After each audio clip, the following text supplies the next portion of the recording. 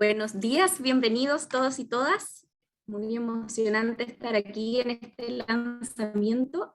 Vamos a esperar unos 3 minutos para comenzar, así que ya les hablamos en 3 minutos más. Muchas gracias por estar aquí.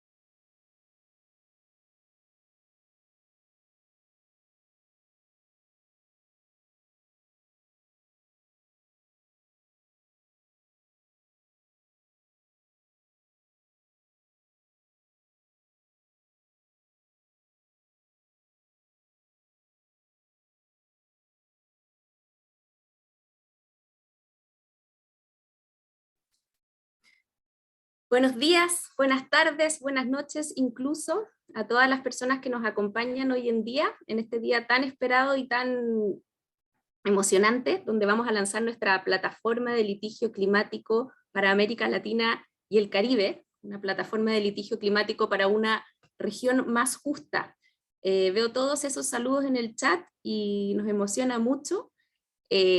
Para los que no me conocen, yo soy Florencia Ortúzar, soy parte de la Asociación Interamericana para la Defensa del Ambiente y es con mucho honor y orgullo que les vengo a presentar esta gran iniciativa que ha sido un trabajo colectivo de toda la región.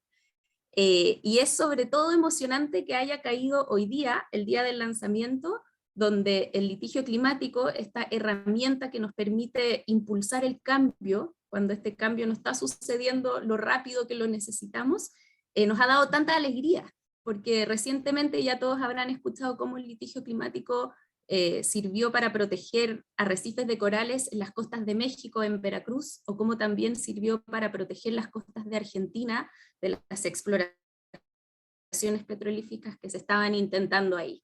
Así que bienvenidos y bienvenidos todos. Tenemos hoy día una agenda muy emocionante que ya les voy a presentar, pero primero quería partir por darles las instrucciones de la traducción simultánea. Hoy día nos acompaña gente de varios lugares del mundo, gente que está muy interesada en el litigio climático, que ya se está usando en todo el planeta, y por lo mismo tenemos traducción al inglés y al español. Así que me tomaré unos minutos para explicarles cómo esto funciona. Pueden ver ahí en la pantalla con dibujitos. Pero bueno, para activar la interpretación del Zoom deben dar clic en el globo que dice interpretación abajo, en la parte inferior a la derecha de su pantalla, y elegir el idioma en el que desean escuchar, inglés o español.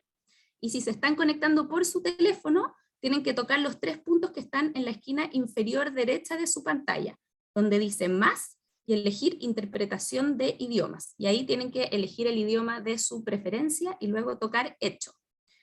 Aquí también es importante que siempre elijan silenciar el audio original para evitar las interferencias.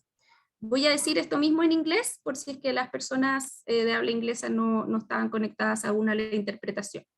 So to activate the Zoom interpretation, please click on the interpretation globe in the lower right side of your screen and choose the language in which you choose to listen.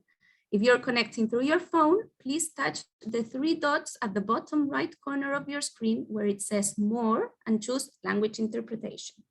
Choose the language in which you would like to listen, English or Spanish, and then touch done. It is important that you also choose to mute the original audio to avoid interference. Bueno, les quiero aprovechar de pedir desde ya a los panelistas que por favor recuerden hablar muy pausadamente en apoyo de nuestra traductora y que también que respetemos los tiempos asignados porque tenemos muchas personas en el panel y también porque queremos dejar al final un espacio para preguntas para poder interactuar con el público. Y tengo un pequeño sistema para avisarles cuando les quede poco tiempo. Cuando les queden unos 2 o 3 minutos les voy a hacer sonar el siguiente sonido que ustedes ya tendrán que empezar como a cerrar su presentación. Eso, bueno, ahora les voy a presentar rápidamente la agenda. Vamos a partir con la bienvenida institucional de nuestra codirectora Gladys Martínez y luego tendremos un panel de lanzamiento donde hablará María Antonia Tigre, que es parte del Global Climate Litigation Fellow del Sabin Center for Climate Change Law. Luego va a hablar Juan Aus, que es un abogado ecuatoriano y doctorado, y luego terminará esta parte Javier Dávalos para presentar sobre la plataforma, sobre su creación, y él es el coordinador del programa del clima en AIDA. Y luego terminaremos con comentarios de Santiago Cané, de la organización Fundación Ambiente y Recursos Naturales de FARN, que él fue parte del comité asesor que estuvo asesorando toda la construcción de nuestra plataforma, y va a contar un poco de la experiencia colaborativa que sucedió ahí, y luego terminaremos con Astrid Puentes, que es de la familia, que fue la codirectora de AIDA por muchos años, que nos va a hablar sobre la importancia del litigio climático en la región. Así que, bueno, por último, tenemos la posibilidad de hacer preguntas, como les contaba, al final va a haber un espacio para interacción con el público, así que ustedes pueden ir poniendo desde ya sus preguntas en el chat para que las vayamos organizando y podamos tener al final unos minutos para aquello. Y con eso comenzamos, así que con mucho orgullo y emoción le paso la palabra a nuestra directora, Gladys Martínez, que nos dará la bienvenida hoy día. Muchas gracias. Adelante, Gladys. Buen día, muchas gracias, Florencia. Qué emoción. Muchas gracias por acompañarnos hoy en este día tan esperado. La verdad que es una gran felicidad y orgullo lanzar oficialmente hoy la plataforma de litigio climático para América Latina y el Caribe. Estamos súper emocionados de poder poner en uso público esta herramienta que es única en español. Quisiera empezar por agradecer y contarles que contamos con panelistas y comentaristas de lujo hoy que nos acompañan de diferentes países de nuestra región y son un fiel reflejo de esta iniciativa. Quisiera confirmar nada más con traducción que este ritmo de velocidad va bien. Súper. Vamos a empezar por agradecer a las personas y organizaciones que han hecho este proyecto posible. Estamos súper agradecidas con todas estas personas, organizaciones que han llevado los litigios, los casos que constan actualmente en la plataforma y que nos han compartido la información, nos han dado su apoyo en los esfuerzos de sistematización. También a nuestros aliados, FILE, Fundación Henrik Boll y el Instituto Clima y Sociedad, que desde el inicio nos han apoyado y nos han ayudado a hacer realidad este proyecto. A nuestras compañeras y compañeros de la comunidad de práctica de litigio de la región, en particular a Defensoría Ambiental de Chile, a Fundación Ambiente y Recursos Naturales FARN de Argentina, a Greenpeace México, al Instituto Alana de Brasil, que conforman nuestro comité asesor de la plataforma, y es una instancia clave para lograr una iniciativa participativa perteneciente a toda la región. Finalmente, agradecemos al Sabin Center for Climate Change Law, coordinadores de la principal base de datos de litigio climático a nivel internacional, con quienes colaboramos de forma permanente y hemos estado aprendiendo muchísimo. Gracias por todo su apoyo y esperamos seguir en este proyecto de coordinación futura, compartiendo información para el beneficio de todas las personas que usan nuestras plataformas. Un poquito de contexto. América Latina y el Caribe tienen un rol fundamental en la lucha global contra el cambio climático. Contamos con la selva tropical más grande del mundo, con grandes extensiones de manglares, de pastos marinos, que ayudan a capturar el carbono. tenemos las principales reservas de agua dulce del planeta y una cantidad de tierras cultivables que producen alimento. Sin embargo, nuestra geografía es propensa a desastres naturales y tenemos condiciones socioeconómicas muy complejas que tiñen de pobreza, de inequidad, que la hacen además ser también una de las regiones más vulnerables a la crisis climática. Los daños ya se sienten y sobre todo están afectando a personas y comunidades vulnerables y aumenta aún más la desigualdad.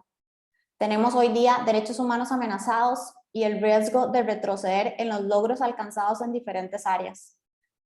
Tristemente, además, nuestra región ha sido reconocida como la más peligrosa para personas defensoras del ambiente y de los derechos humanos. En esta medida, el litigio estratégico usando argumentos de cambio climático es una herramienta clave para complementar el trabajo por la defensa del ambiente, el territorio, la protección de pueblos y comunidades. Y eso es lo que queremos potenciar por medio de la plataforma de litigio climático para América Latina y el Caribe. Contar con esta plataforma en español, donde se puede consultar casos cerrados, casos activos, es una oportunidad única y además una vía de unir esfuerzos. La idea de crear la plataforma de litigio climático para América Latina y el Caribe se generó por primera vez en AIDA en el 2019, cuando nos reunimos con más de 100 personas expertas en litigio climático en un evento en México. En esa ocasión elaboramos un mapa regional de litigios climáticos para América Latina. A partir de allí inició la sistematización, el intercambio de ideas, de información, y el objetivo era crear una comunidad de práctica de litigio donde se promovieran más y mejores resultados. Así nace la plataforma, que sería esta herramienta de intercambio, de compartir estrategias, de crear alianzas, de facilitar contactos entre diferentes personas que trabajamos en favor del ambiente y del clima. Un punto fundamental para el funcionamiento de esta iniciativa es que emana colaboración entre diferentes organizaciones. Es un trabajo participativo, transversal y se alimenta de la unión, del esfuerzo, del trabajo colectivo. Quisiera compartir un poquito de estadística para identificar cuáles son los principales desafíos con los que contamos. Ahorita, actualmente, la cantidad de casos ha ido subiendo exponencialmente. De los 50 casos identificados hoy en día, la mitad han sido iniciados en los últimos 3 años. La mayoría de estos casos se concentran en países como México, Brasil, Colombia y Chile. Poco a poco han ido avanzando y se han presentado más casos en otros países como Ecuador y Perú, donde tienden a multiplicarse. La mayoría de estos casos están siendo presentados por organizaciones de la sociedad civil que representan muchos niños y muchos jóvenes y comunidades indígenas.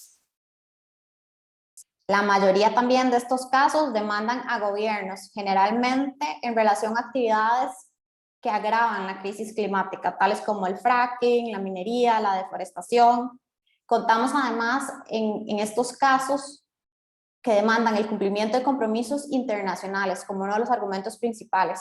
Aún hay muy pocos casos contra empresas como sujetos demandados. Y pues finalmente la estadística más esperanzadora, al mismo tiempo alarmante, es que si bien la mayoría de los casos que han sido resueltos hasta ahora cuentan con sentencias favorables, la implementación hasta el momento ha sido un gran desafío. Iniciamos hoy la versión de esta plataforma, pero es solo el comienzo, es un plan que continuará y los queremos invitarlas a que sigamos uniendo esfuerzos, a que sigamos trabajando, a que utilicemos esta herramienta y a que sigamos colaborando para poder avanzar en favor del litigio que proteja el clima, las personas, el ambiente. Esperamos contar con ustedes y esperamos ir aumentando y contando con más personas que se unan al esfuerzo. Muchas gracias. Gracias, Gladys, por estas emocionantes palabras de bienvenida. A continuación le voy a dar la palabra a María Antonia Tigre. Ella es del Savin Center for Climate Change Law de Columbia University, y ellos son los que están detrás de la principal base de datos de litigio climático internacional que hoy existe. Probablemente muchos de ustedes ya la conocen y han sido socios fundamentales en esto, muy generosos apoyándonos con su experiencia, y lo mejor de todo es que vamos a seguir colaborando a futuro. María Antonia Tigre va a presentar en inglés, por lo que los que necesiten traducción, este es el momento para apretar el mundito que está abajo. Muchas gracias, María Antonia.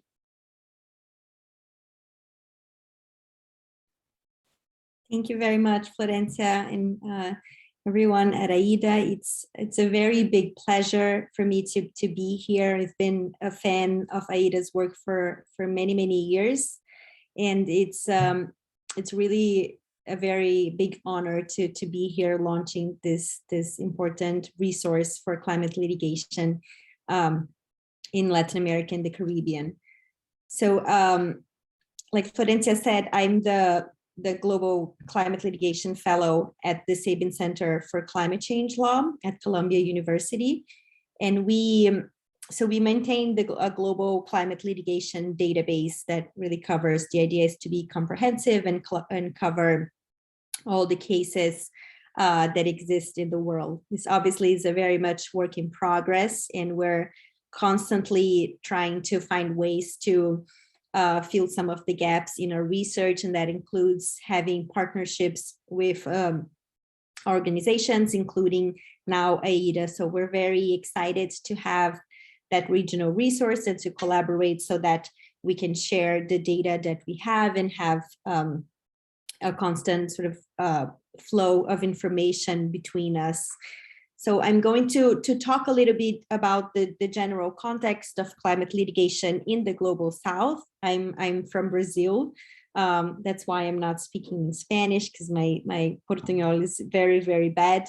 So I apologize, but it's obviously climate litigation in the Global South is a topic that's very dear to my heart and a big focus of my research, because I think there's not enough research on the cases coming from the Global South, and not as much as the attention as the cases in the Global North get.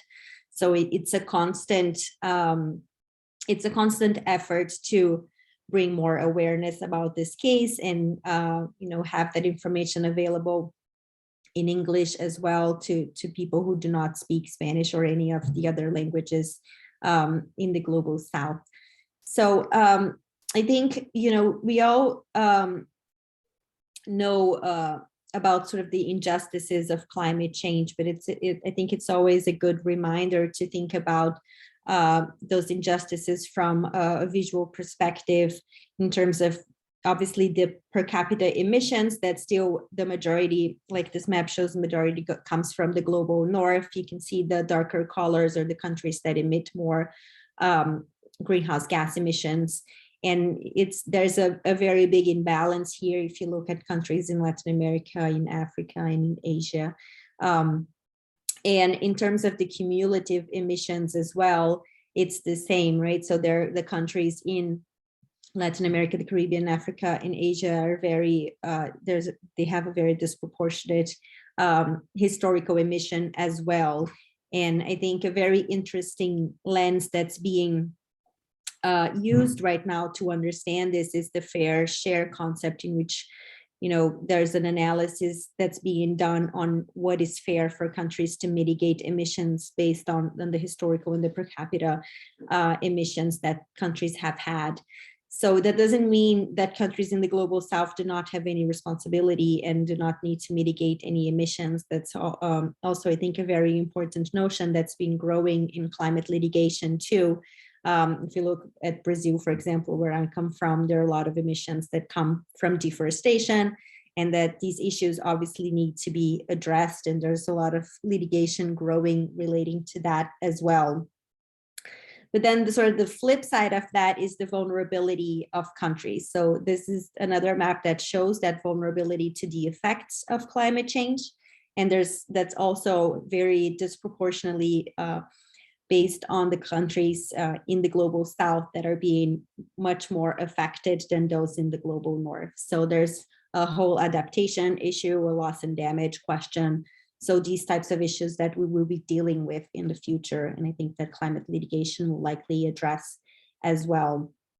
So this is the map of the the climate action tracker that analyzes the commitments that countries have made in terms of mitigating climate change according to this fair share concept that I mentioned. So the Climate Action Tracker has been doing this incredible research and looking individually at the commitments that countries have made and seeing, with the goal of the Paris Agreement of limiting emissions to 1.5, whether the commitments that countries have made in the nationally determined contributions are sufficient or not.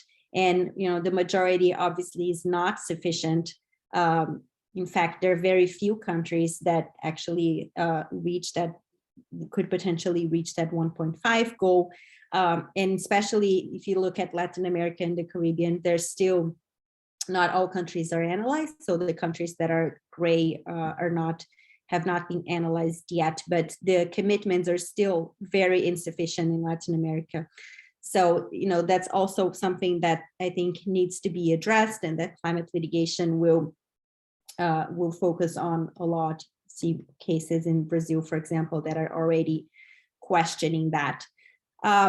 So in terms of the significance of climate litigation in the Global South, and sort of, like I said, the countries in the Global South are amongst the most vulnerable to the effects of climate change. So that's something that's being a constant reminder with the disasters that are happening.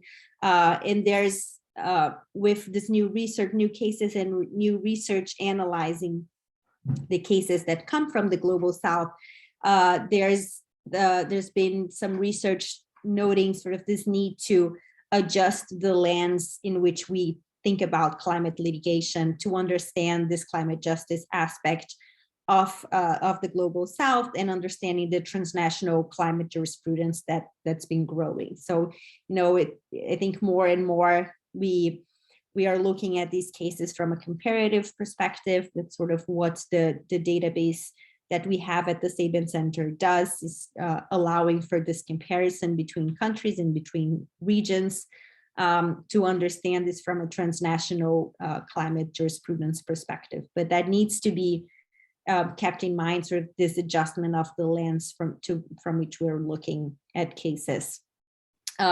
And the ultimate goal of cases in the Global South in particular is really to ensure that there are just outcomes for the countries that are most vulnerable to climate change. And we see both cases that have used a peripheral argument in terms of the climate change, and also more and more cases in which climate change is a central argument. So really there's an opportunity with these cases growing to understand how climate change affects highly vulnerable countries and which remedies the law can offer, right? So I think with more decisions coming from the Global South, we start to understand the remedies that are available as well. Then I try to add some numbers here to understand sort of the amount of cases that are coming from the Global South, which I counted, as of yesterday, based on our database, that are 87 cases. And I should note that there are several cases already that are being added and will be added in the next 2-3 weeks. We have started in December, in addition to the partnerships that we do with regional and national databases, we have started a network of climate litigation scholars.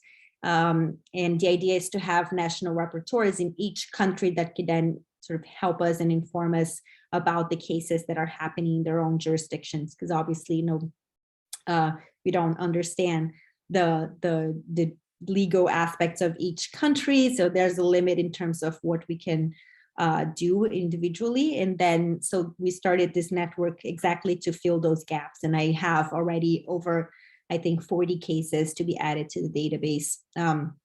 A lot of those cases in the Global South. There are many cases in Brazil, for example, that are not there yet.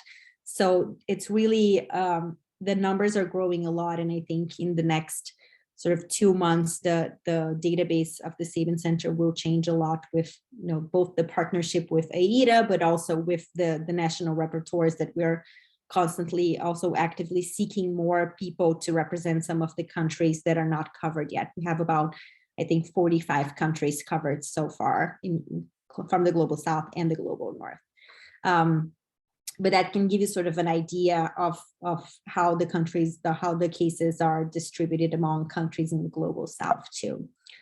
And then in terms of sort of the general trends and what we're seeing in climate litigation in the global south, there's push for more ambition in both adaptation and mitigation efforts. I think, basing sort of on this fair share concept, on this idea that each country has a responsibility for mitigation too, regardless of, obviously the contributions that countries have done to climate change are different, but there's still a responsibility there. And then obviously the cases focusing on adaptation, I think there's going to be a growth in that as well. Cases in the global south tend to rely a lot on human rights, especially the right to a healthy environment. The majority of countries in the global south have adopted the right to a healthy environment. So it's very significant in how the cases are framed based on that too. And also new rights related to that, including the rights of nature and the right to a safe climate, which is something that's starting to be argued too in some of those cases. And I think traditionally there's been a very strong reliance on traditional environmental litigation to kickstart climate litigation, and then sort of pushing that climate argument sort of in a more peripheral way, but still sort of using that significant, decades of environmental litigation that has led to the point that we are now. There's also a lot of assessment of climate risks in environmental impact assessment cases. It's also growing a lot, and that's part of that traditional environmental litigation too, but bringing that climate perspective to it. And then the potential use of regional courts to advance climate governance. I think, maybe Juan will talk a little bit more about this in terms of the Inter-American Court and whether that's a possibility with the advisory opinion that the court gave in 2017, which really sort of recognized the right to a healthy environment and opened the door for climate litigations to eventually be brought to the regional courts too.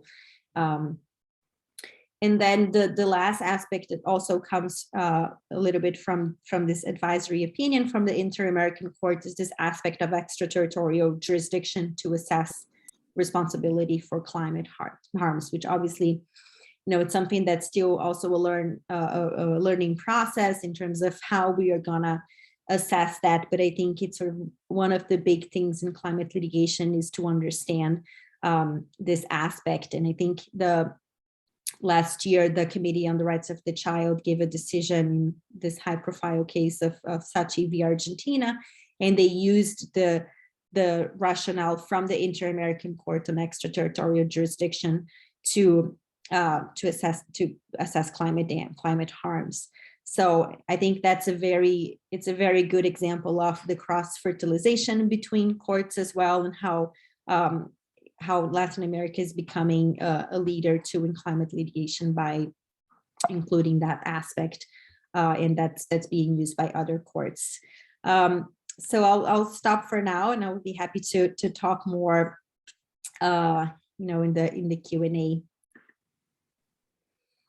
Muchas gracias, María Tigre. Qué buenísima contextualización y visualización del panorama general y del enfoque en Latinoamérica.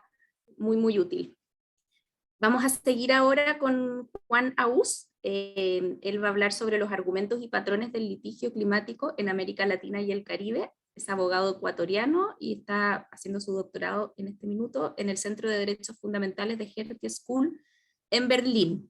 Les recuerdo que pueden hacer sus preguntas en el chat y les recuerdo también a los panelistas, por favor, ajustarse al tiempo para que podamos tener tiempo de interacción al final.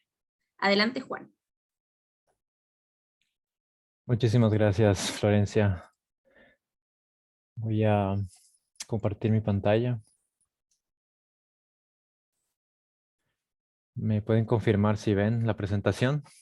Listo, muchas gracias. Sí. Bien.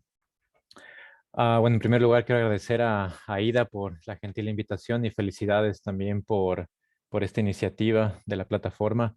Creo que es una herramienta que nosotros y nosotras los investigadores que estamos justamente enfocados en los fenómenos socioambientales de América Latina, necesitábamos ya durante un buen tiempo, sobre todo una plataforma hecha desde América Latina para América Latina y el Caribe, porque como sabemos, muchas veces cuando se hace investigación sobre una región se tiende a generalizar muchas cosas y y tendemos también a entrar en tal vez distorsiones de lo que pasa en la realidad.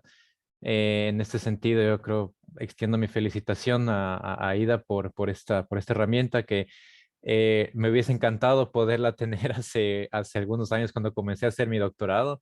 Entonces, lo que yo les voy a compartir ahora es más o menos lo que yo he ido analizando y lo que he ido recogiendo desde mis propias bases de datos y desde mis propias, digamos, colecta de datos y entrevistas. Yo voy a hablar más bien, me voy a centrar en aquellos litigios climáticos que tienen argumentos de derechos humanos.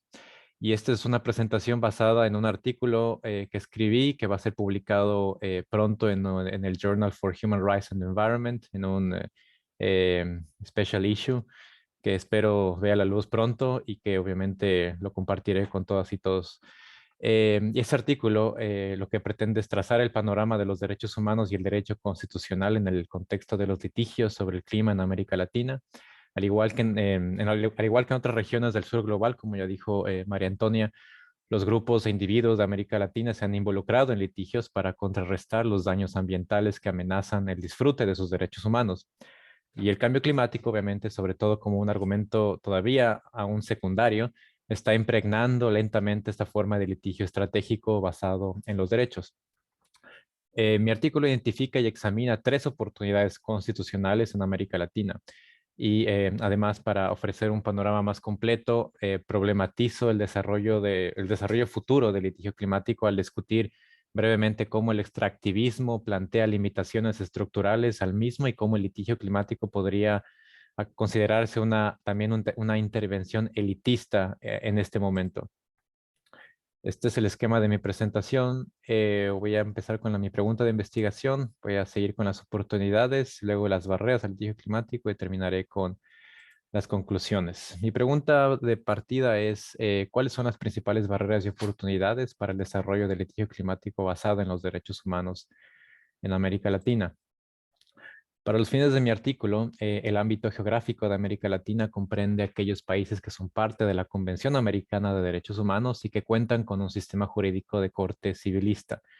La razón es que casi todos los países de América Latina comparten una historia y una tradición jurídica, lo que facilita el despliegue de un marco analítico común que capta los aspectos más destacados del desarrollo y la trayectoria del litigio climático como un fenómeno sociojurídico. Entonces, como ustedes pueden ver, estas son algunas de las situaciones comunes o fenómenos comunes dentro de la región, que a pesar de vivir en una región bastante heterogénea sociopolíticamente, tenemos ciertas cuestiones comunes que facilitan un análisis regional.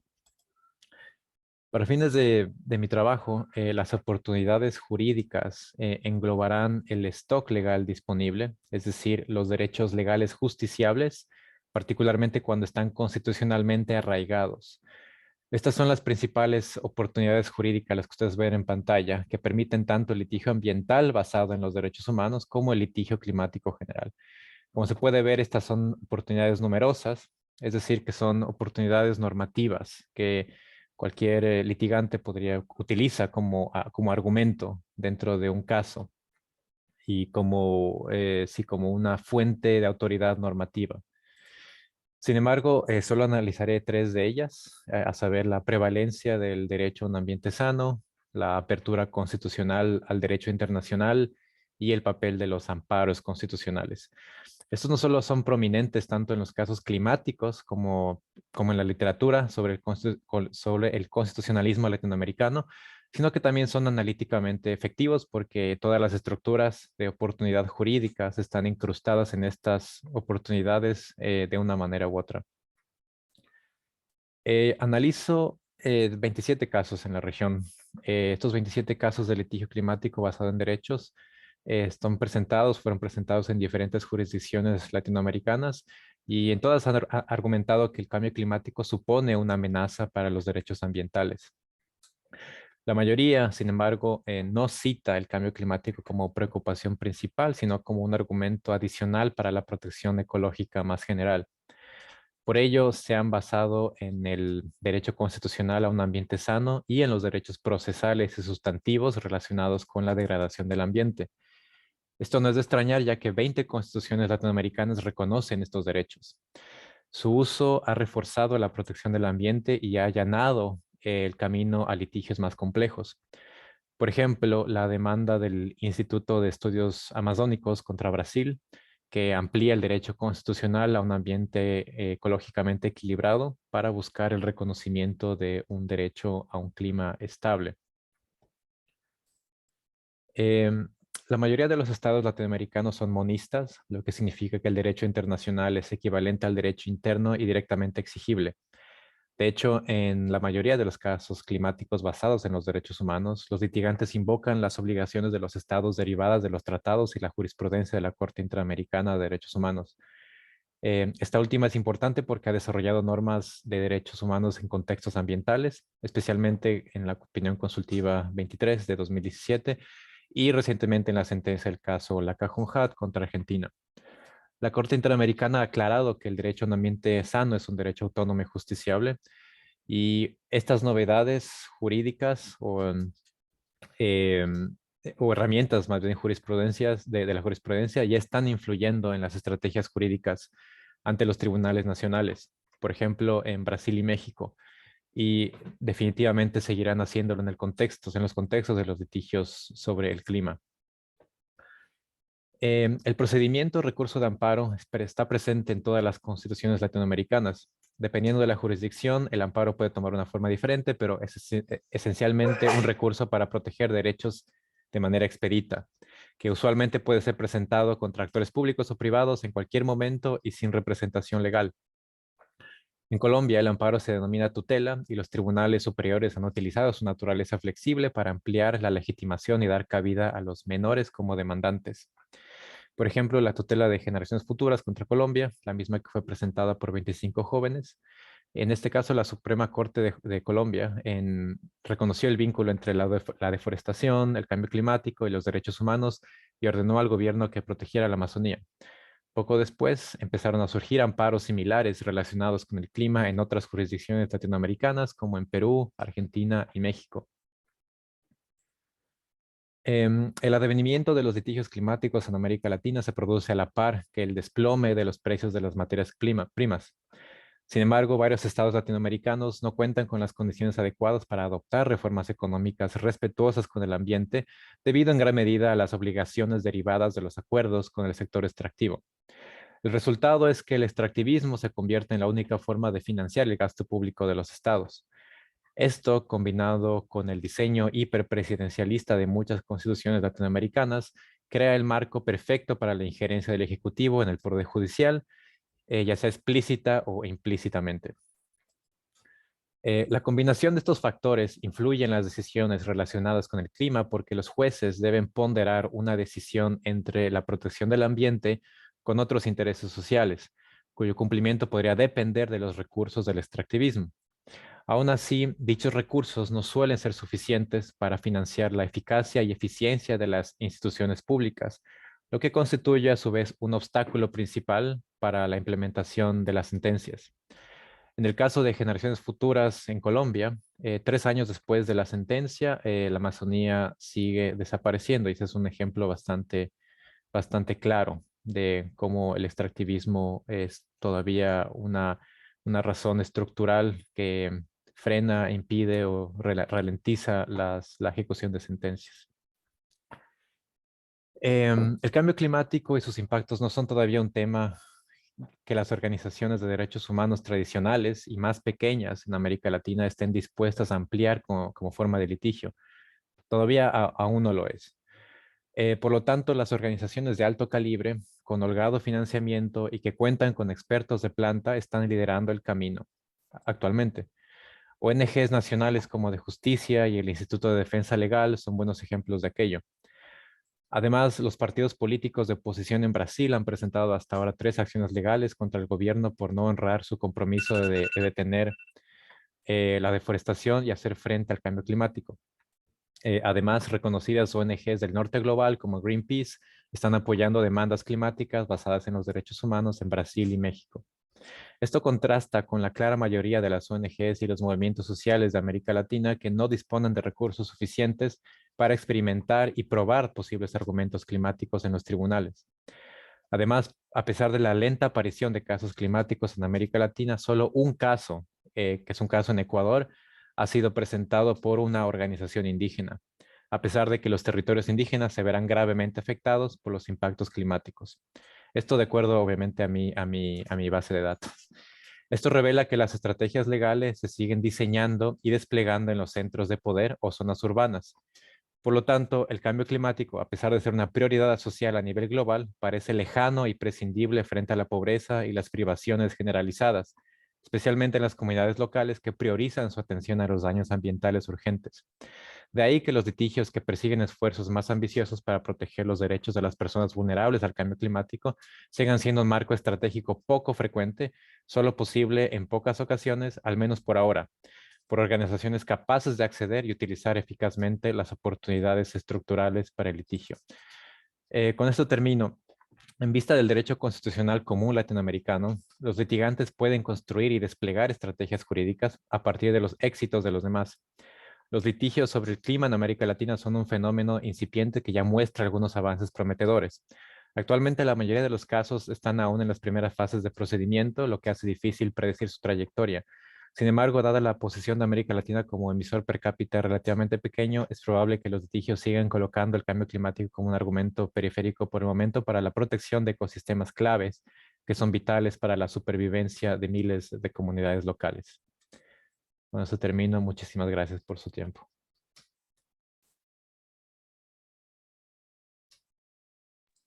Muchísimas gracias, Juan. Muy, muy interesante ese estudio. Realmente lo queremos ver.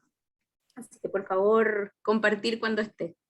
De hecho, definitivamente podría ser parte de los recursos que va a tener la plataforma de litigio climático. Y de eso y de muchas cosas más nos va a hablar ahora Javier Dávalos. Él es el coordinador del programa de cambio climático en AIDA y ha sido parte fundamental de todo este proceso de creación de la plataforma. Así que adelante, Javier. Gracias, Florencia. Llegamos con mucha emoción a este momento en el que vamos a compartir con ustedes la plataforma de litigio climático de América Latina y el Caribe. Las presentaciones de María Antonia y de Juan nos han mostrado que el litigio climático es una de las herramientas que se utiliza cada vez más para que las empresas y los gobiernos detengan las acciones que agravan la crisis climática actual y además para que asuman sus responsabilidades frente a ella. Por eso yo no voy a abundar en todos, digamos, la teoría que ya vimos, sino que voy a empezar por comentarles un poco de las razones que tuvimos para llevar adelante este proyecto antes de mostrarles ya en pantalla la plataforma de litigio climático. La tendencia es creciente en todo el mundo, en el norte y en el sur global, para usar esta herramienta, cada una con sus particularidades. Y América Latina y el Caribe no son la excepción. Los casos de litigio climático en nuestra región, como vimos, están aumentando exponencialmente.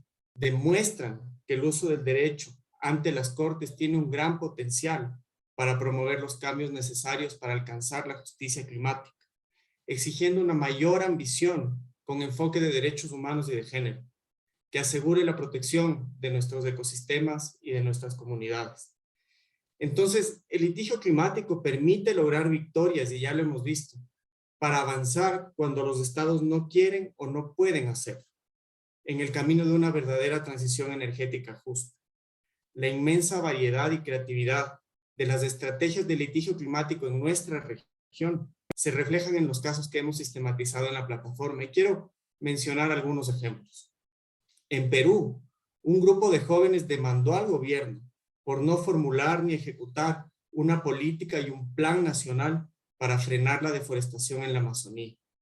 En Colombia, las comunidades indígenas Wayuu impulsaron una acción para dejar sin efecto el permiso ambiental de la mina de carbón del Cerrejón. En México, Greenpeace promovió una medida cautelar para detener la contaminación atmosférica y mejorar la calidad del aire en ese país. En Ecuador, donde un grupo de 9 niñas demandó al Estado para autorizar por autorizar a empresas petroleras a quemar y ventear libremente gas en los mecheros de los campos petroleros de la Amazonía. En Argentina, varias organizaciones obtuvieron la semana pasada una medida cautelar para que se detenga la aprobación de la exploración de combustibles fósiles en alta mar, en una victoria muy importante.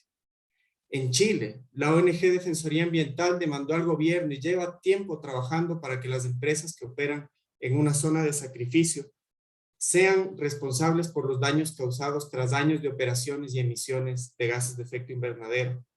O finalmente en Brasil, donde jóvenes activistas demandaron al gobierno actual por disminuir las metas de reducción de gases de efecto invernadero que habían adoptado en su anterior Contribución Nacionalmente Determinada o NDC. El denominador común de todos estos casos es que utilizan como argumentos legales, junto con el derecho ambiental y los derechos humanos, las obligaciones climáticas establecidas en tratados internacionales y en la legislación nacional de cada uno de esos países.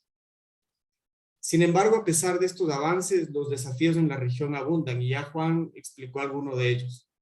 Existe una gran carencia de recursos financieros y de información en nuestro idioma que impiden que se puedan formular casos más estratégicos y además exitosos. Todavía son pocas las personas, abogadas o de otras profesiones, que pueden dedicarse a tiempo completo al litigio climático. Y hace falta conocimientos especializados entre los jueces y juezas sobre la crisis climática y sobre su régimen legal.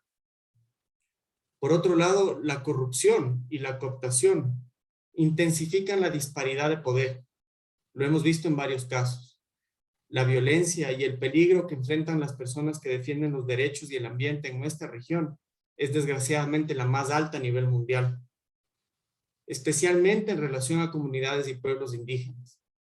Y cuando existen decisiones favorables, las dificultades para implementar las sentencias son todavía un gran obstáculo. Por ello, el trabajo de la comunidad de práctica de litigio climático de la región, es decir, de ustedes, del grupo de personas y organizaciones que se esfuerzan para promover el litigio climático, y también de las personas y los ecosistemas a quienes defienden, es el origen y el motivo de la existencia de la plataforma de litigio climático para América Latina y el Caribe que presentamos hoy. El trabajo inspirador de colegas en todo el continente nos llevó a soñar con un espacio para el intercambio de información en nuestro idioma, donde podamos encontrarnos, acompañarnos y potenciar nuestro trabajo para responder a estos desafíos. Hoy la plataforma es una realidad, ustedes la pueden visitar en litigioclimático.com. Y vamos a empezar en este momento a compartir la pantalla para que podamos ver el sitio de la plataforma de litigio climático y mostrar en la práctica cómo es el funcionamiento de esta herramienta. Podemos acceder actualmente a la información de alrededor de 50 casos. Hemos adoptado una definición amplia de litigio climático. Entonces la plataforma recoge las principales acciones interpuestas ante una autoridad jurisdiccional que están en proceso o concluidas, que utilizan argumentos relativos a las obligaciones legales de los estados y de otros actores frente al cambio climático, emanadas de instrumentos normativos nacionales e internacionales. Estos casos tienen que ver con asuntos como bosques y deforestación, carbón, calidad del aire, ecosistemas frágiles, fracking y violaciones de derechos humanos, entre otros. En la sección de casos de litigio se despliega información detallada sobre cada uno de estas 50 historias. Se puede acceder de forma fácil e intuitiva a la información a través de categorías y buscadores, pudiendo filtrar los litigios, como ustedes ven en el lado derecho de la pantalla, a través de filtros como estado del proceso, país, tema, instancia del proceso, el fundamento del reclamo la definición de quiénes son actores y demandados, y medidas cautelares, finalmente, en caso de existir. Cuando vamos a un caso en específico, la plataforma proporciona información sobre los siguientes puntos. Vamos a entrar a un caso. La información que podemos ver detalla ubicación geográfica o jurisdicción del litigio, su estado actual, las fechas de inicio y de cierre, cuando estos cuentan con una sentencia final. Cada ficha de información contiene un resumen del caso, un apartado que analiza específicamente cuál es el elemento climático y señala quiénes son las y los actores y demandados, así como las organizaciones que de alguna manera apoyan este proceso. Se presenta finalmente una descripción del contexto territorial y se cita la gran parte de la normativa nacional e internacional que ha sido invocada. Cuando está disponible, algunos casos incluyen también información sobre la implementación de la sentencia. Ya en la parte final de cada una de estas fichas se contienen enlaces de interés para acceder a más documentos relacionados con el caso y así poder ampliar la información. Finalmente, contamos con una página de recursos. Ya Florencia le estaba diciendo a Juan que nos encantaría contar ahí con el artículo que pronto va a estar publicado. La idea de esta página es que podamos descargar documentos útiles y analizarlos para las personas que están preparando, llevando litigios climáticos. Esperamos además que toda la comunidad de práctica pueda aportar sus investigaciones y documentos para alimentar esta sección constantemente con nuevos insumos.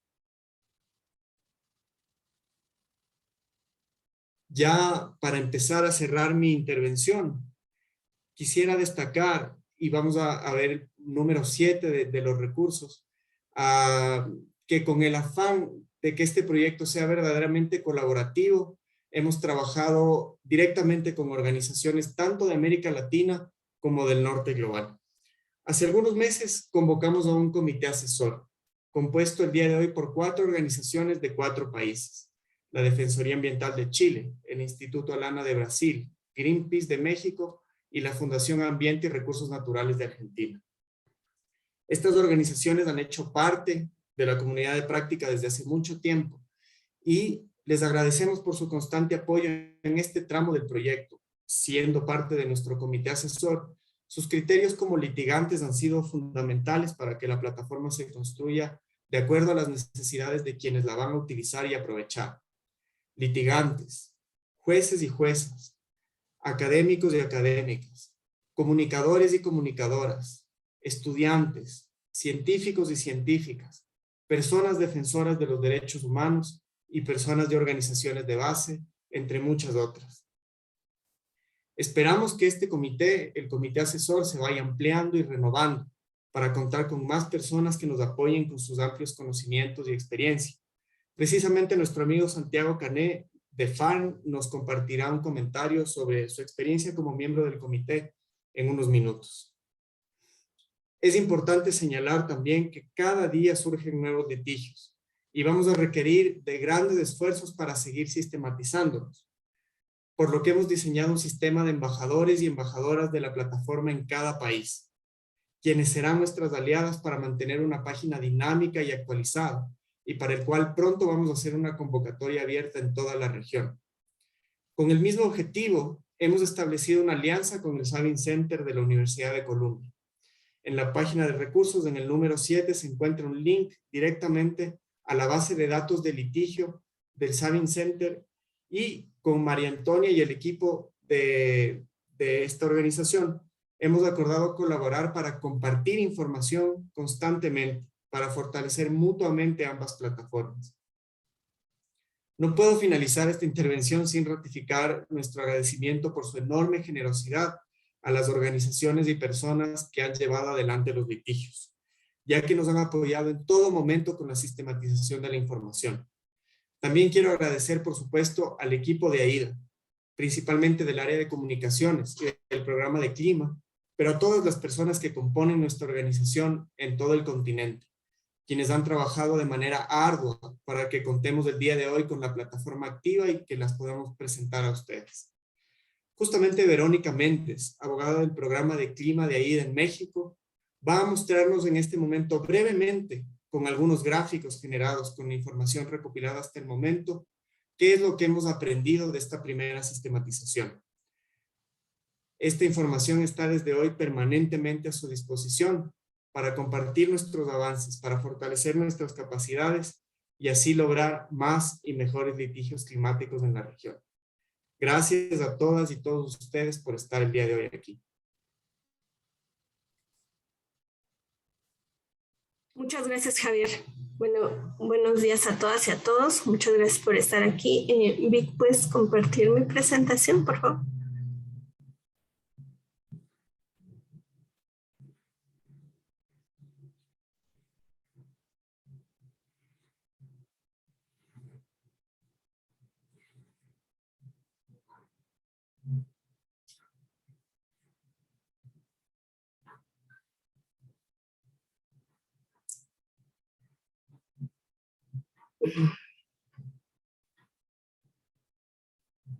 Listo.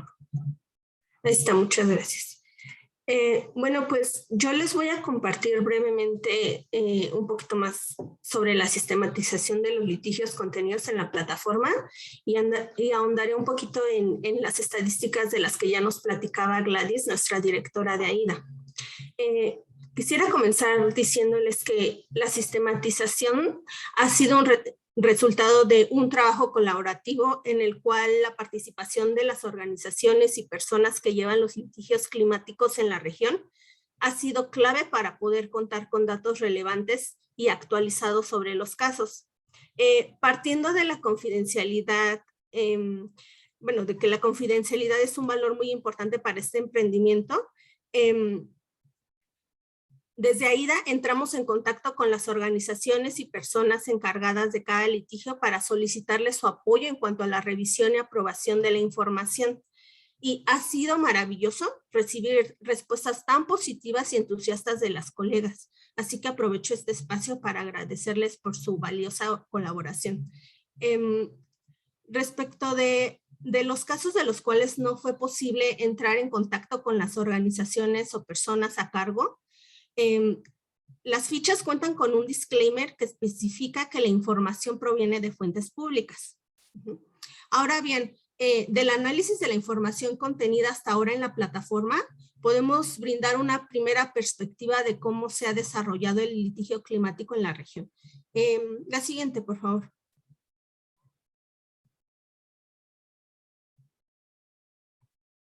Gracias. El litigio climático ha mostrado una tendencia al crecimiento en los últimos años. La plataforma contiene información de casos que fueron promovidos desde 2013 a la fecha. Las estadísticas muestran que los casos han aumentado al pasar de los años y hemos identificado que el 2020 ha sido el año en el que más se han presentado litigios.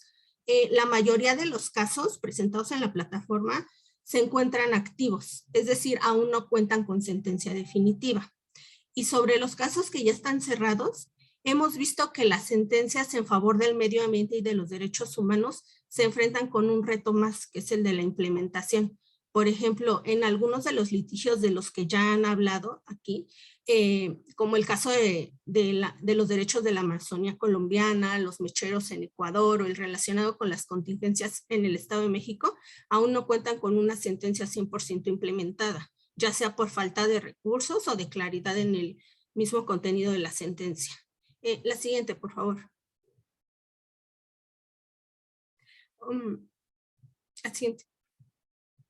Gracias. Otro dato que les podemos compartir tiene que ver con los países en los que más se ha promovido litigios climáticos. Hemos identificado que hasta ahora, donde más se han presentado casos han sido en México, seguido de Chile, Brasil y Colombia. Otros casos en los que se ha empezado a impulsar el litigio son Argentina, Perú, Ecuador y Guyana. La siguiente, por favor. Asimismo, bueno, hemos observado que los litigios que se han promovido en la región han sido en su mayoría contra el gobierno, demandando principalmente la vulneración al derecho al ambiente sano debido a diversas actividades que agravan la crisis climática como el fracking, la deforestación, la contaminación atmosférica, minería, etc. Seguido del cumplimiento de los compromisos internacionales en materia de cambio climático. Las demandas que se han presentado solamente contra empresas son pocas aún. Y las principales causas de estos casos son por proyectos que generan altas cantidades de emisiones de gases y compuestos de efecto invernadero. Asimismo, tenemos pocos casos en los que se demanda alguna ley o alguna persona natural en específico, y también tienen que ver por la promoción de la emisión de gases y compuestos de efecto invernadero. La que sigue, por favor.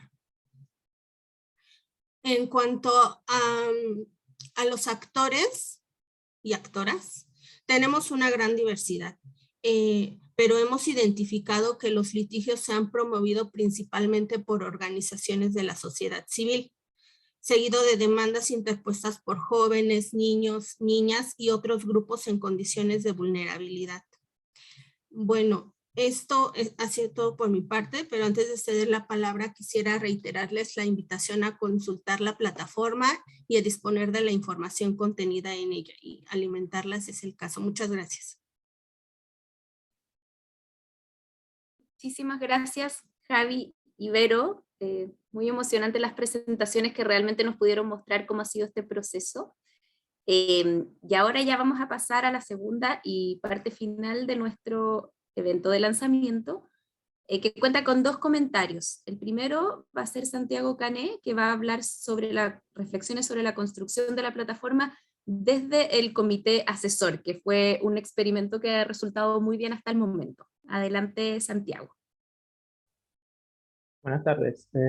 Muchas gracias por la invitación a este evento, a todas las compañeras y compañeros de AIDA, y muchas gracias también por la invitación a participar de esta actividad, de esta plataforma de litigio climático que consideramos desde FAN que puede ser muy útil para transformar nuestra realidad. Creo que muchas cuestiones ya fueron expresadas. Voy a tratar de ser breve y comentar aspectos valiosos que he visto y que vemos nosotros. Algo que tiene muy interesante esta plataforma de AIDA, o de todos nosotros, es que abarca una problemática en clave regional, una problemática que es regional en clave regional. Los impactos ambientales y sobre todo cambio climático no reconocen fronteras políticas, afectan a la región de igual manera.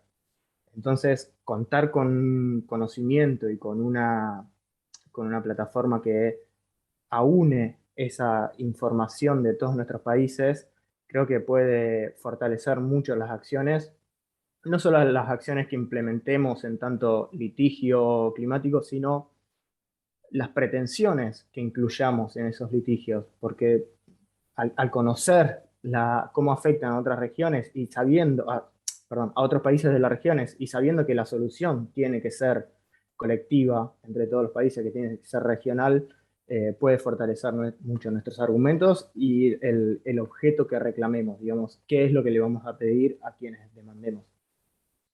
Y esta visión integral de la plataforma se dio desde un primer momento, incluso desde antes de su gestación, ya que, como lo comentaron, empezó en el encuentro realizado en 2019 de la comunidad de expertos de justicia climática, y de ahí surgió la comunidad de práctica también, a partir de la cual nos fuimos conociendo más, y de esa comunidad salió el desarrollo de esta plataforma, contando con un comité asesor integrado por participantes de distintos países. Entonces, se integra con una visión regional, que eso nos puede dar un valor agregado muy interesante. Javier comentaba hace un momento algunos aspectos de la plataforma, cómo es la información que contiene, cómo está clasificada o calificada, y eso surgió a partir de las discusiones que tuvimos al interior del comité asesor en cuanto a encontrar parámetros que permitan unificar los casos a pesar de las diferencias que hay entre los países. De esa forma creo que la información está sistematizada de manera que puede ser más útil para personas que lo busquen de un país distinto al país en el cual está el caso que se detalla, que se informa.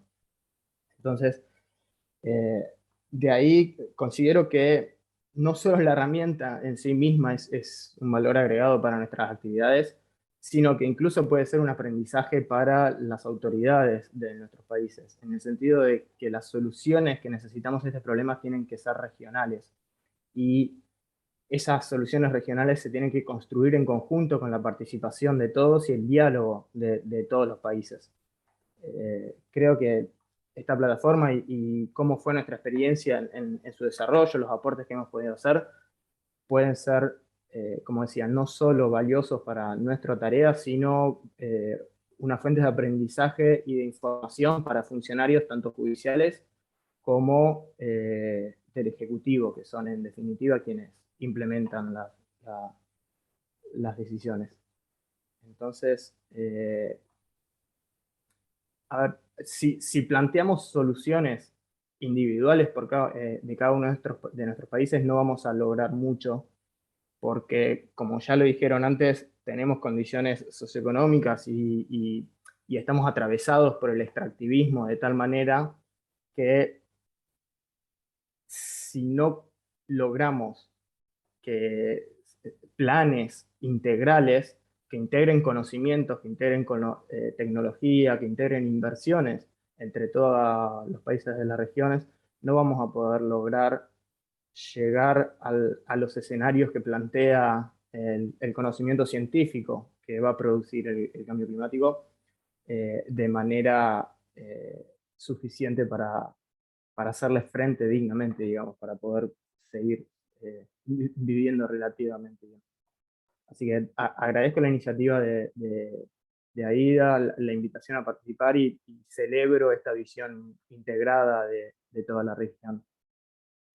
Así que espero que empiece a funcionar, a circular la plataforma para aprovechar todo el conocimiento que está volcado ahí. Gracias, Santiago. Muy agradecida. Y bueno, ahora toca la parte final del último comentario, que es de parte de Astrid Puentes Riaño. Ella es abogada experta en cambio climático y derechos humanos y fue por mucho tiempo codirectora de nuestra organización, así que Astrid estuvo presente cuando se gestó esta idea, así que es muy emocionante contar contigo, Astrid, para que nos cuentes un poco acerca del litigio climático. Adelante.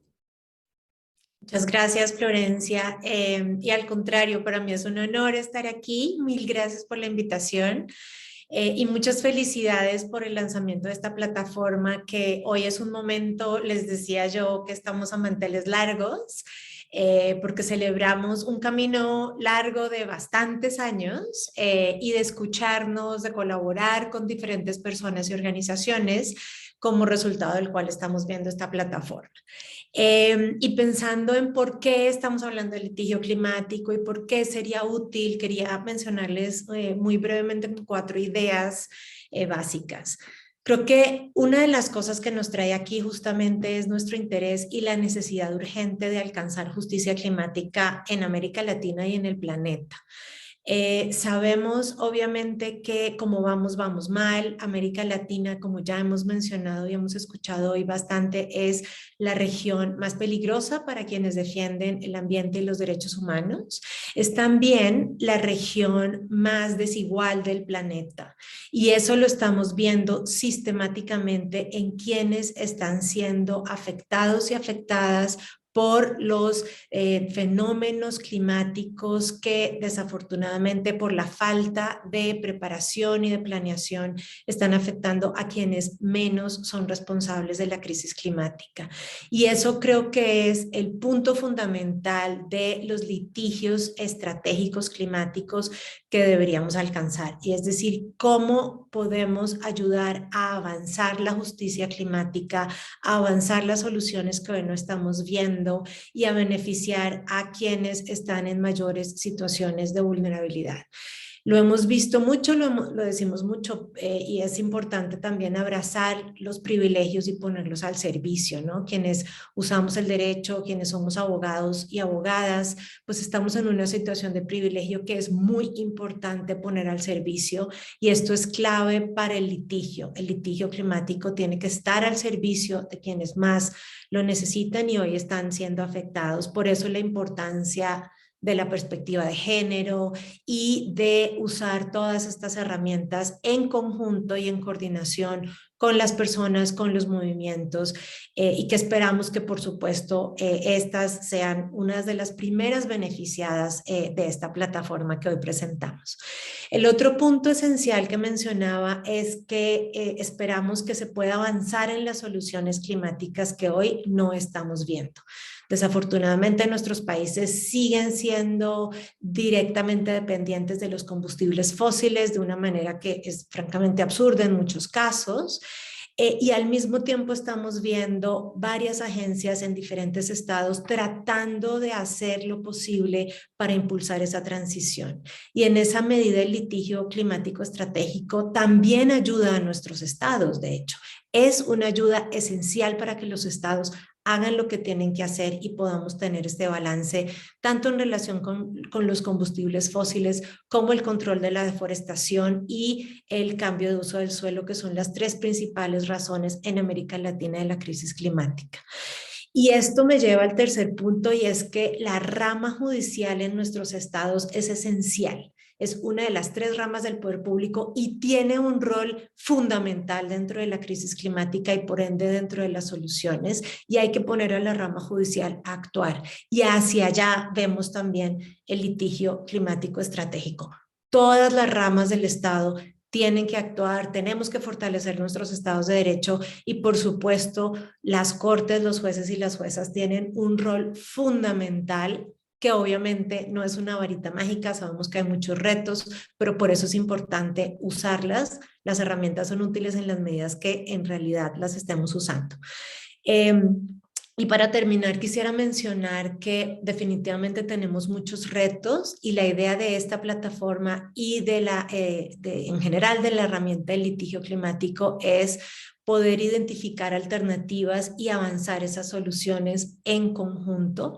Sabemos que la solución de la crisis climática no es una sola acción, no es un solo país haciendo algo.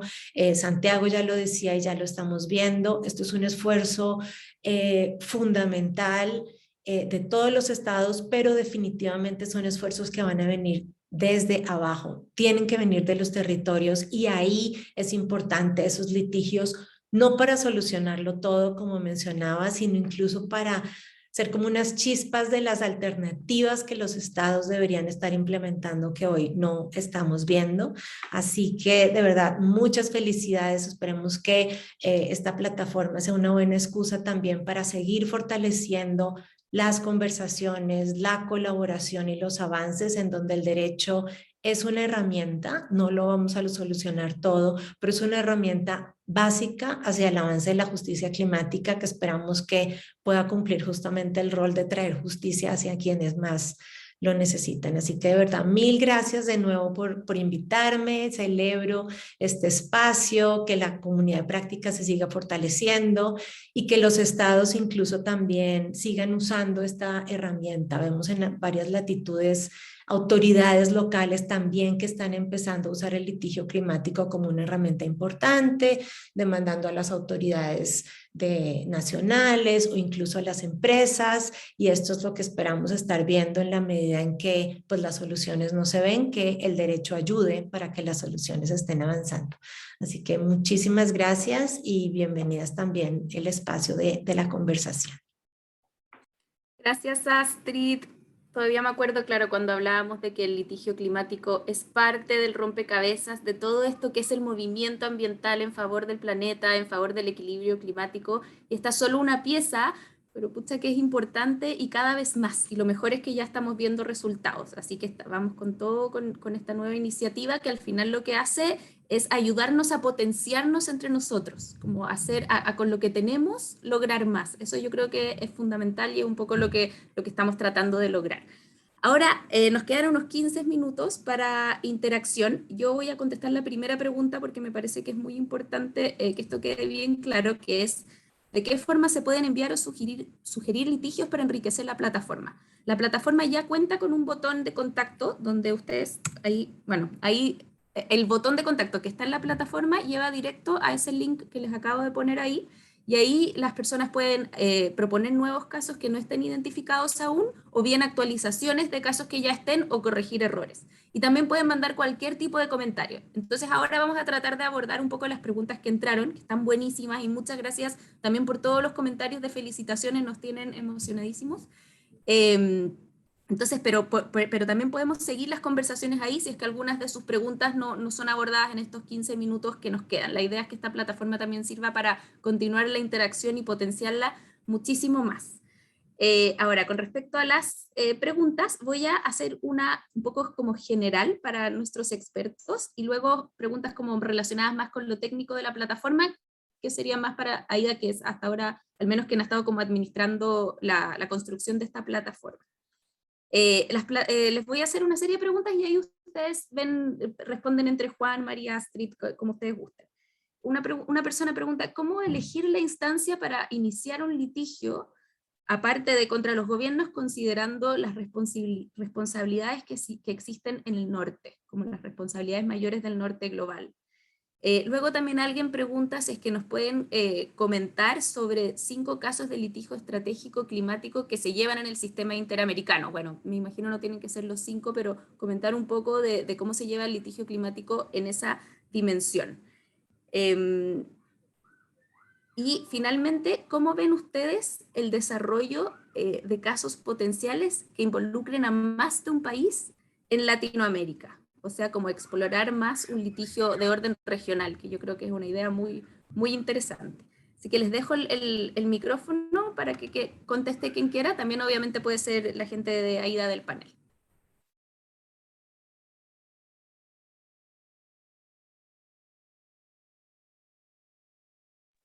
Do you want me to go first? Yeah. Gracias, María. Adelante. Well, to file, I think the question was to file a case in the global north about activities in the global south, right?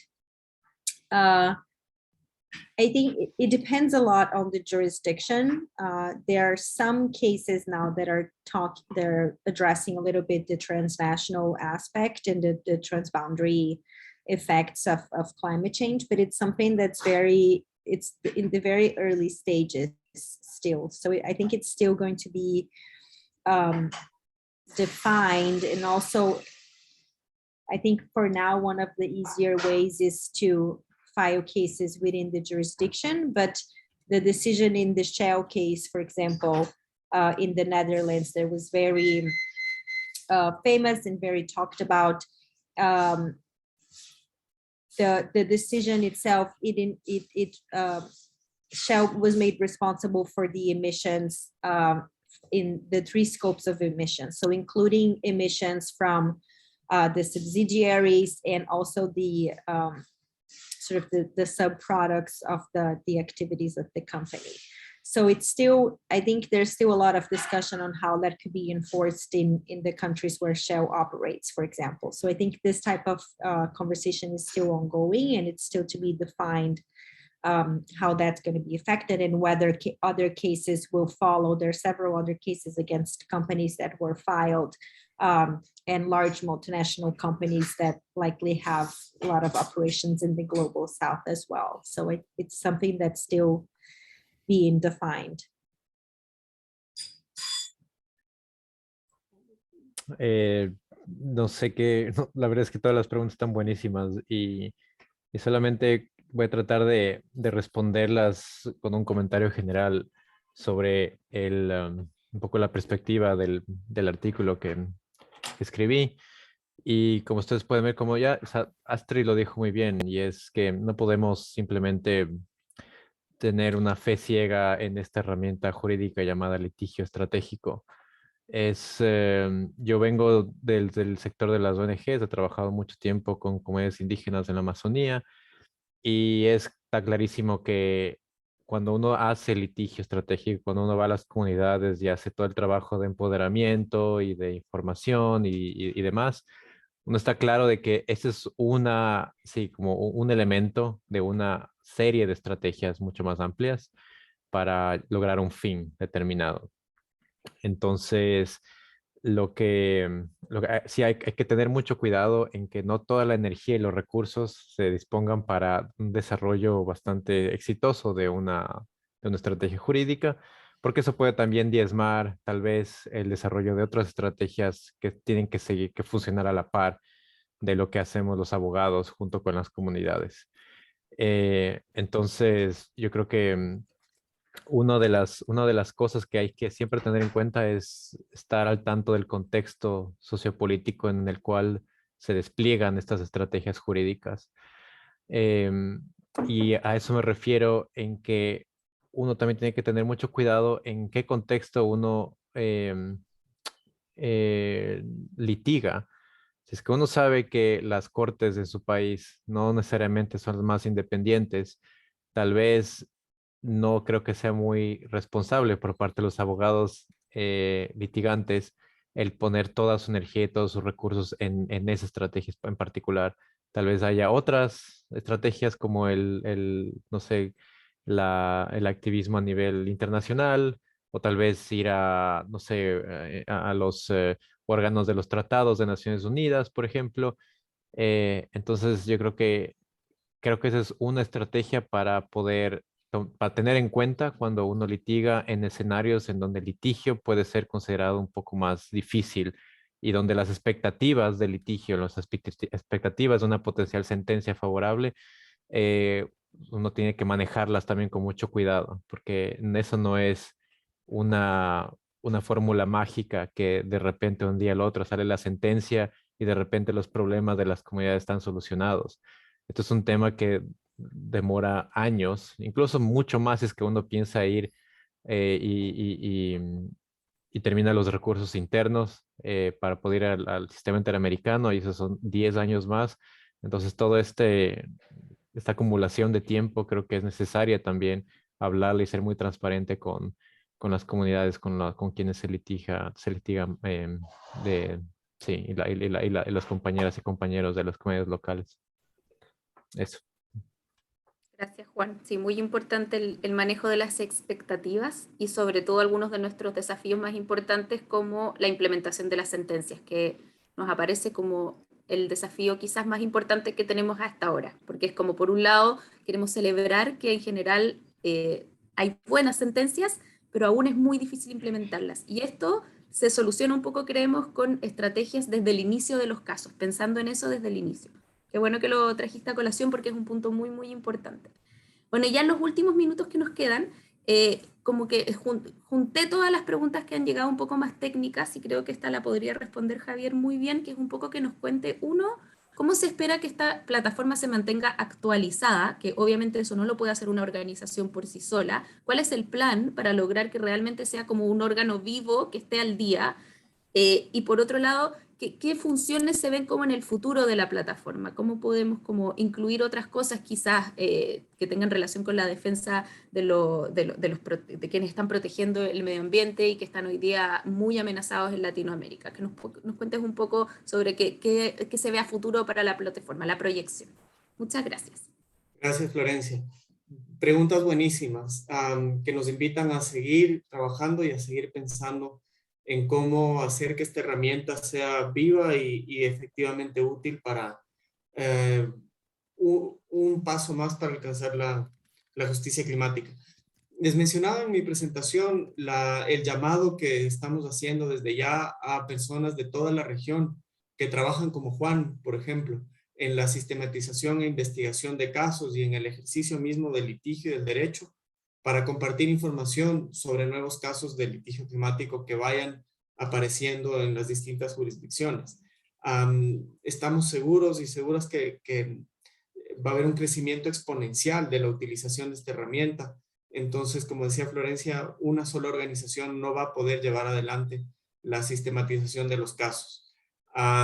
Por otro lado, les comentaba que hemos firmado ya un acuerdo con el Savin Center para compartir información. Entonces, el grupo de relatores y relatoras, del cual precisamente Juan forma parte del Savin Center, hará un trabajo y una labor para ambas plataformas. Entonces, de esa manera esperamos mantener la plataforma viva y constantemente actualizada. De hecho, en esta sesión ya hemos recibido la manifestación de un par de personas que quisieran apoyarnos para entregar información, y ustedes ya pueden acceder al formulario de contacto también para enviarnos cualquier tipo de actualización o comentarios sobre los casos, nuevas informaciones. Es de vital importancia que podamos contar con ustedes y que logremos formar este grupo de embajadores y embajadoras de la plataforma en cada país de la región. Ideas del futuro. Hemos soñado durante mucho tiempo con una plataforma que sea interactiva, que permita que las personas, además de compartir información y leer información, acceder a ella, puedan encontrarse. Esta primera fase de la plataforma, todo el trabajo que hemos desplegado ha sido para establecer la información y para que ustedes puedan acceder a ella. Sin embargo, hemos ya recibido también muchos comentarios de parte de personas de la región que nos invitan a soñar con un espacio donde, además de conocer información y fortalecer capacidades, podamos establecer encuentros, por ejemplo, encuentros virtuales, y llevar adelante sesiones para aprender sobre un caso en específico y establecer conversaciones entre litigantes, comunicadoras, personas de la ciencia, personas de las comunidades, de los movimientos de base, para conocer un poco más sobre los casos y llevar adelante sesiones de litigio climático. El año pasado hicimos un primer experimento con 6 sesiones con casos de litigio climático de toda la región, y esperamos que la plataforma también sea la base para llevar sesiones anuales sobre el litigio climático. Otro aspecto que nos han mencionado es ayudar a buscar fondos y recursos para que los casos y los litigios en los países se puedan llevar adelante. Es una idea que también está ahí y que nos permitiría también impulsar el litigio climático en la región. Hay muchas ideas, pero creo que es muy importante recalcar que ahora estos aprendizajes que estamos teniendo nos hacen pensar que también la herramienta puede ser importante para comunicar lo que está sucediendo. Hay muchos desafíos, ya lo hemos visto, los temas de cooptación se ven reflejados, y voy a terminar con una pregunta que vi que también apareció sobre la experiencia de aprender no solo de los casos exitosos, sino de los casos que han tenido algunas dificultades. En la plataforma existen también casos que no cuentan con una sentencia todavía favorable o que no cuentan con una sentencia, digamos, acorde a lo que los actores habían solicitado. Medidas de implementación hechas por las cortes que no pueden ser realizadas en la práctica, por ejemplo, o comunidades que han desistido de hacer apelaciones por cooptación de las empresas. Todo eso ustedes pueden ver en casos específicos en la plataforma y aprender de nuestros aciertos y también de nuestras dificultades al momento de litigio. Así que por ahí puedo cerrar esta respuesta. Justo en el tiempo. Así que con esto, bueno, me despido. Les comento que se van a compartir las grabaciones, las presentaciones de este lanzamiento webinar y la grabación, así que les va a llegar directamente a su correo, a todos los correos que se hayan inscrito. Hemos leído todos los comentarios que nos están mandando por el chat y estamos demasiado emocionados y felices. Y la invitación a entregar información sobre casos y a inscribirse para ser embajadores, adelante, está abierta, y obviamente igual vamos a hacer una convocatoria oficial, así que van a volver a escuchar sobre esto. Muchísimas gracias, nos vemos pronto, nos estamos viendo todo el tiempo. Chao, chao. Gracias. Gracias. Gracias. Hasta luego.